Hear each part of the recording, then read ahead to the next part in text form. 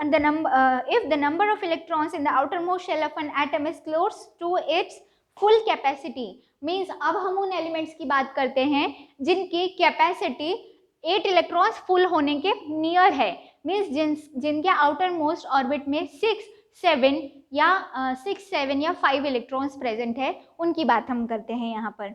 So the valency is determined in different way. अब यहाँ पर वैलेंसी उनके डिफरेंट वे में डिटरमाइन करेंगे. For example, the fluorine atom has 7 electrons in the outermost shell. Now fluorine has 7 electrons in the outermost shell. See here,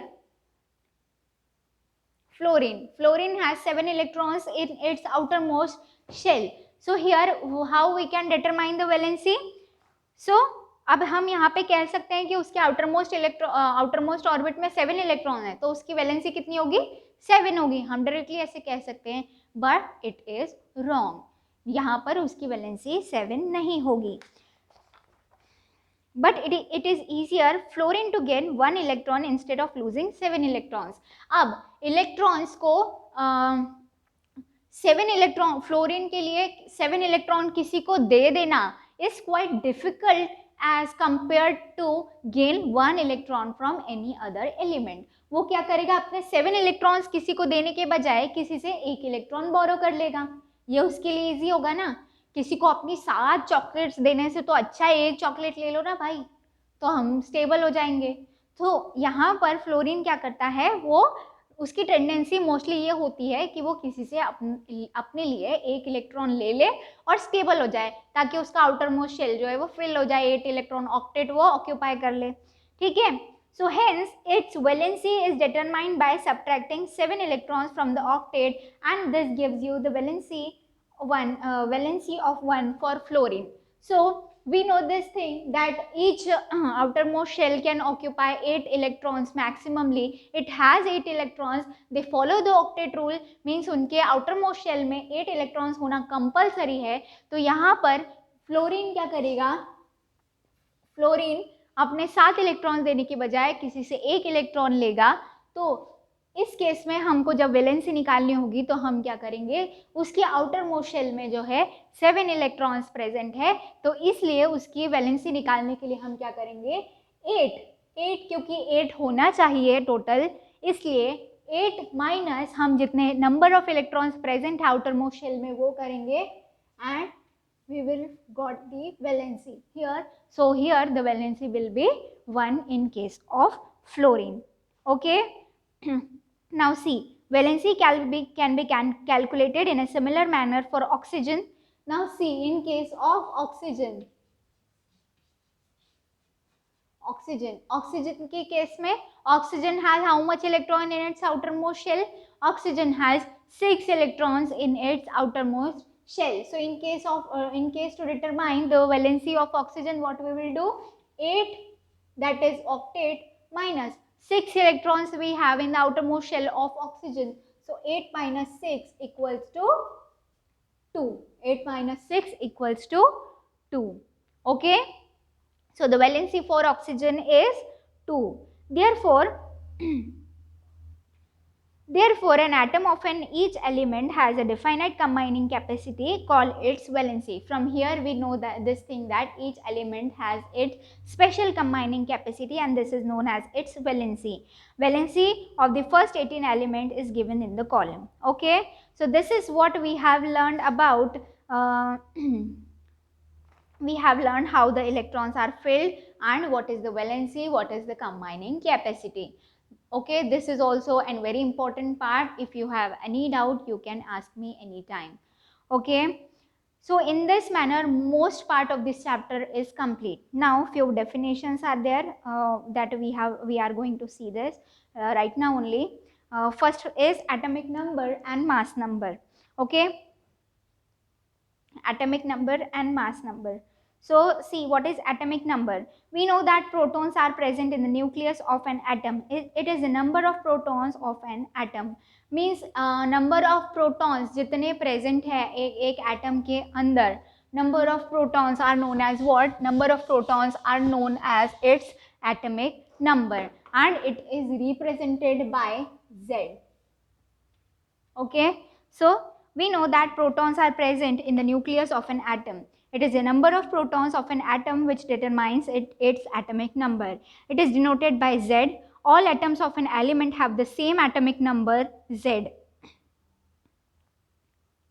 All atoms of an element have the same atomic number Z. In fact, elements are defined by the number of proton they possess. For hydrogen, Z equals to 1. We know this thing that hydrogen doesn't have neutron inside its nucleus, it only has one proton inside its nucleus. That's why Z, the atomic number of hydrogen is what? It's 1 for hydrogen. Now, accordingly, the number of protons are increasing one by one in its nucleus, in the nucleus of elements. So the atomic number increases, goes increasingly, increases. ठीक है? For hydrogen, Z equals to 1 because in hydrogen atom only one proton is present in the nucleus. Similarly, for carbon, Z equals to 6. Electrons, we know that the number of electrons and protons are same. Magnitude means in numerical form they are same, but charges are different. So we know that carbon has 6 electrons in its outermost shell, so it will have 6 proton inside its nucleus. So here the number, atomic number of carbon will be what? Atomic number for carbon will be 6. Z will be 6. So therefore the atomic number is defined as the total number of protons present in the nucleus of an atom. Is it clear with atomic number? Okay. Now here we are going to see about mass number. What are mass number? First we have seen atomic number. Now we are going to see about mass number. After studying the properties of subatomic particles of an atom, we conclude that the mass of an atom is practically due to the protons and neutrons only. हमने देखा कि जो मास है वो किसके, Rutherford atomic model के time पे हमने देखा कि जो मास है वो सेंटर ऑफ एटम में प्रेजेंट होता है, और वहाँ पे हमने देखा कि मास किसकी वजह से होता है? प्रोटॉन्स और न्यूट्रॉन्स की वजह से होता है. सो यहाँ पर मास नंबर किसको बोलते हैं? अब हमें पता है कि प्रोटॉन्स और न्यूट्रॉन्स जो है वो न्यूक्लियस के अंदर प्रेजेंट होते हैं. So hence the protons and neutrons are called nucleons. इसलिए न्यूक्लियस के अंदर कंबाइनली प्रोटॉन्स और न्यूट्रॉन्स प्रेजेंट होते हैं. सो इन दोनों को कंबाइनली क्या बोला है? यहाँ पर क्या बोला है? Nucleons. Nucleons means what? Proton plus neutron. तो न्यूट्रॉन और प्रोटॉन को कलेक्टिवली हम क्या बोलेंगे? Nucleon. Therefore, the mass of an atom resides in its nucleus. अब हमें इससे ये पता है कि मास जो है एटम का वो कहाँ पर है? उसके न्यूक्लियस में है. For example mass of carbon is 12U. अब मास ऑफ कार्बन हम देखिए, उसका मास ऑफ कितना है कार्बन का?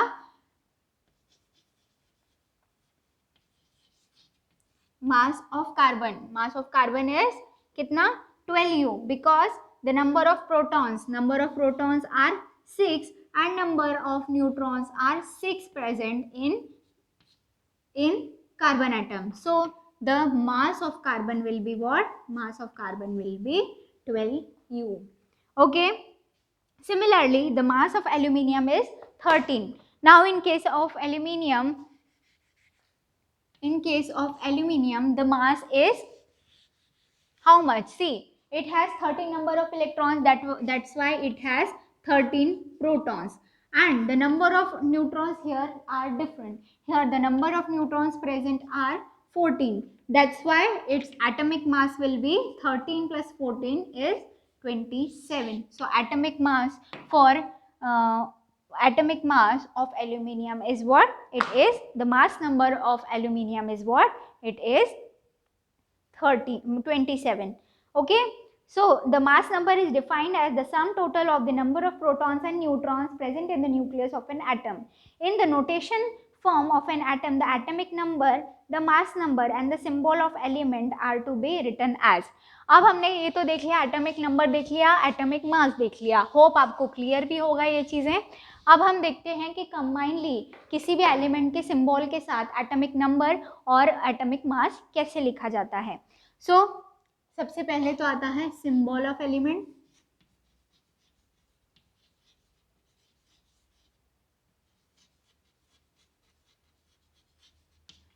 Okay, symbol of element. फिर यहाँ पर लिखा जाता है उसका मास नंबर,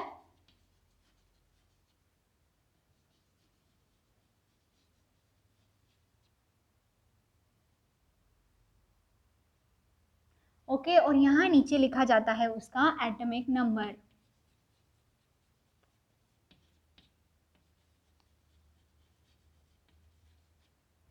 ओके, तो यहाँ पर अभी हम देखें किसी एलिमेंट का, सपोज यहाँ नाइट्रोजन का नाइट्रोजन का एग्जाम्पल दिया है। नाइट्रोजन की अगर हम कार्बन की बात करते हैं, हमने कार्बन का अभी देखा ना mass number. So symbol of carbon, carbon का कितना है, क्या है सिंबल, C है। नाउ एटॉमिक नंबर क्या है, number of protons present. Okay, तो number of protons are equal to the number of electrons only. So carbon में कितने इलेक्ट्रॉन्स होते हैं, टोटल 6 इलेक्ट्रॉन्स होते हैं। Okay,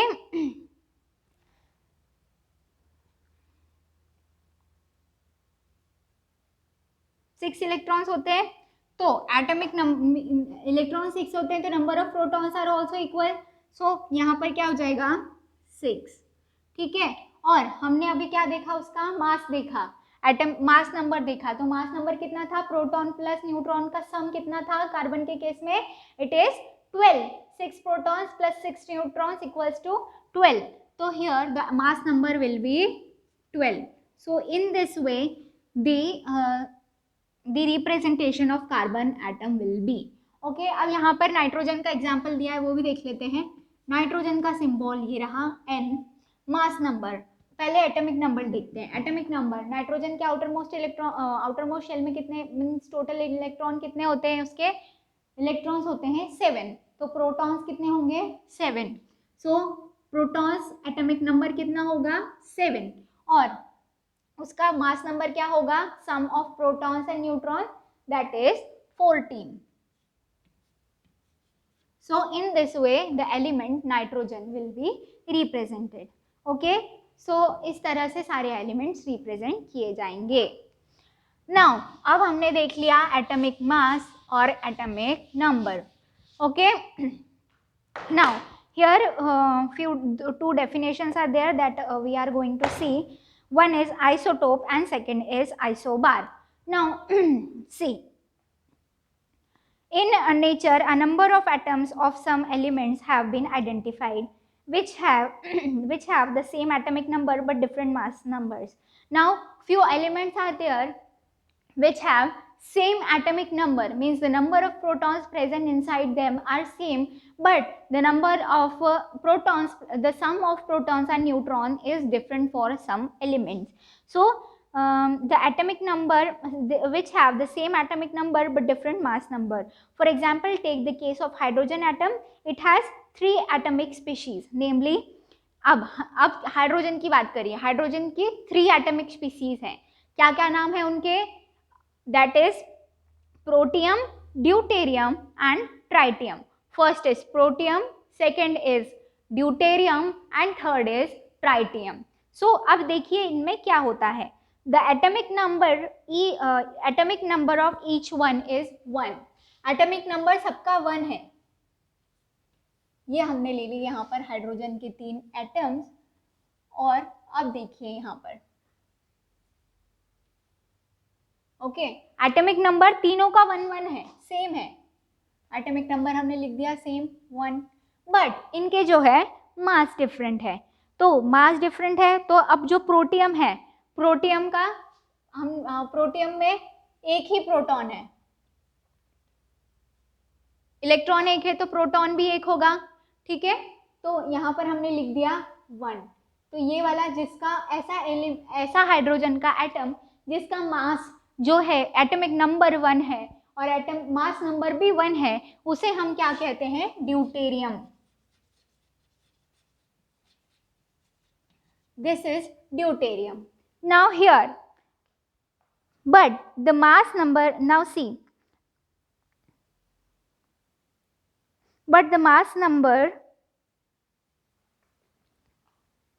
the atomic number each one is 1, but the mass number is 1, 2 and 3 respectively. ठीक है, अब यहाँ पर देखिए second one is, sorry it is not deuterium, I have mistakenly written here. It is protium.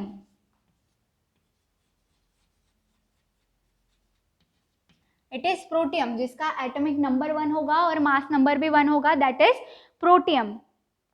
Second is, अब second देखिए यहाँ पर एटॉमिक नंबर तो सेम है पर मास इसका कितना है, 2 है.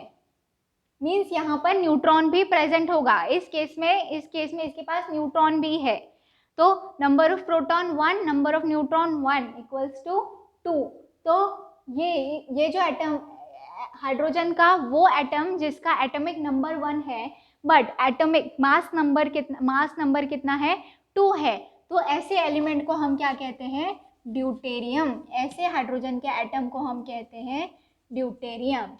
नाउ इन थर्ड केस यहाँ पर भी एटॉमिक नंबर वही है बट जो मास नंबर है वो 3 है. अब यहाँ पर 3 है तो देखिए अब हमें ये तो पता है कि प्रोटॉन का नंबर तो स्टेबल है, जितना नंबर ऑफ इलेक्ट्रॉन होगा उतना ही नंबर ऑफ प्रोटॉन प्रेजेंट है इनसाइड द न्यूक्लियस. सो यहाँ पर नंबर ऑफ ये अगर 3 है तो यहाँ पर number of proton will be 1 and the number of neutron will be 2 here. तो ये जो चेंज हो रहा है ये क्या चेंज हो रहा है, नंबर ऑफ न्यूट्रॉन चेंज हो रहा है हर मीन इस हाइड्रोजन एटम के साथ. तो यहाँ पर जो मास नंबर है वो कितना है, 3 है. ठीक है, तो ऐसा हाइड्रोजन का एटम जिसका एटॉमिक नंबर 1 है और मास नंबर 3 है उसे हम क्या कहते हैं, उसे हम कहते हैं ट्राइटियम. ओके, क्या कहते हैं, tritium. Is it clear? So इन्हें ये एटम तो एक ही है, हाइड्रोजन का एटम तो एक ही है ये, बट ये डिफर कर रहे हैं एक दूसरे से किन कंडीशंस में, ओनली मास नंबर के फॉर्म में.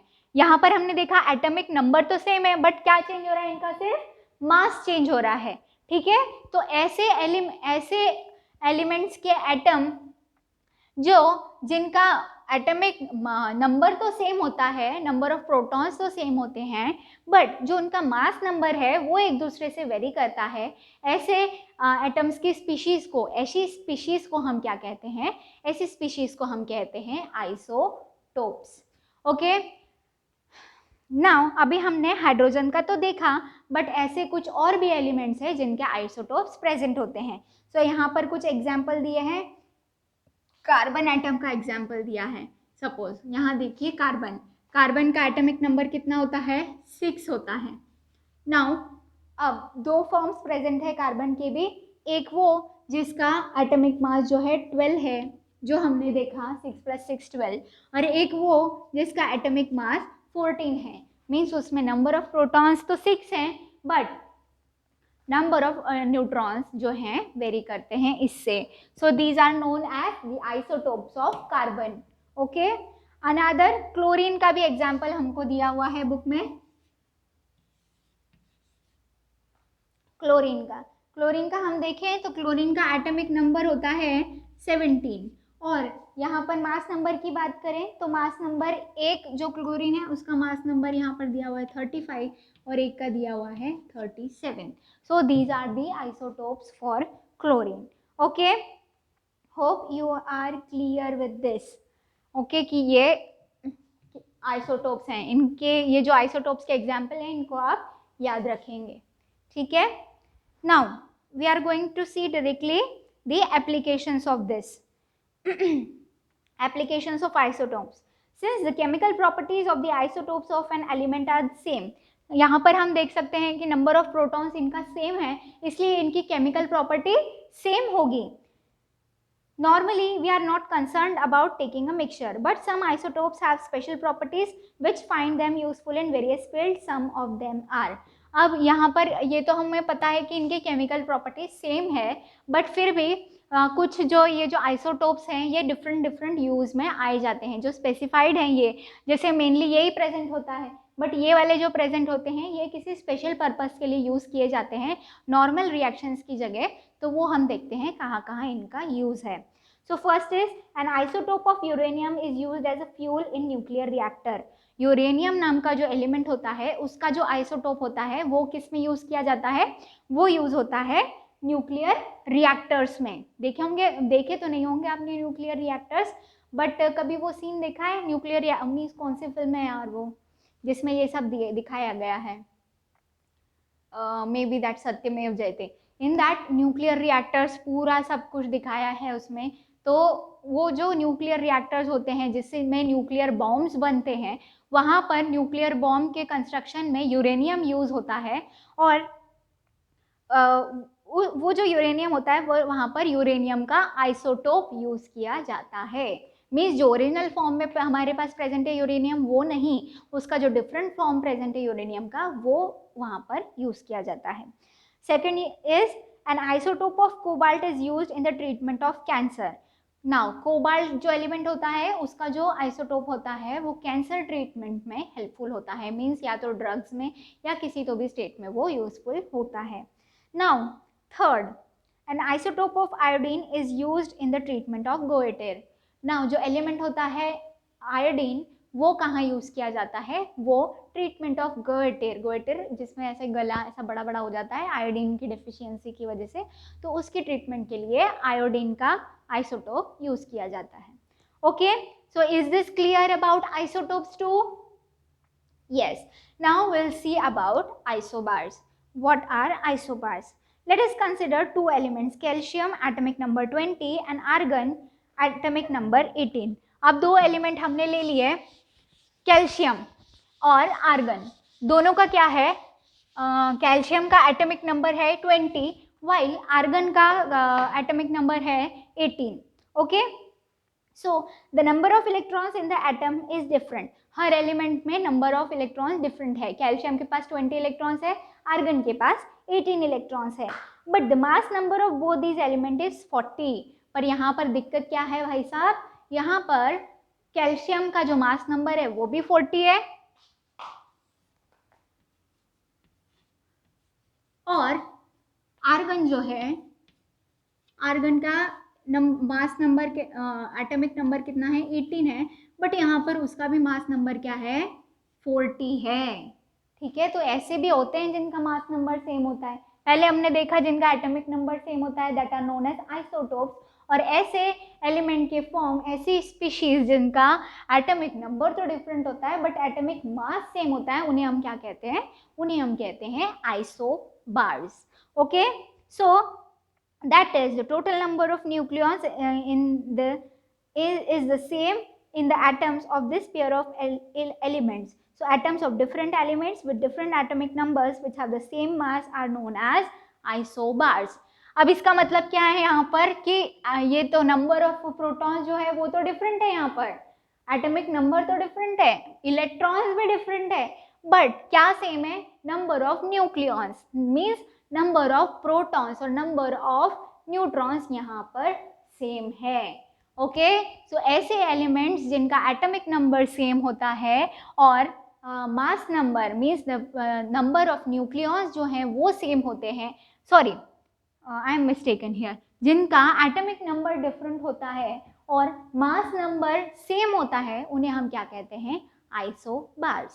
ओके, तो यहाँ पर डिफरेंस समझ में आया आपको आइसोटोप्स और आइसोबार्स का.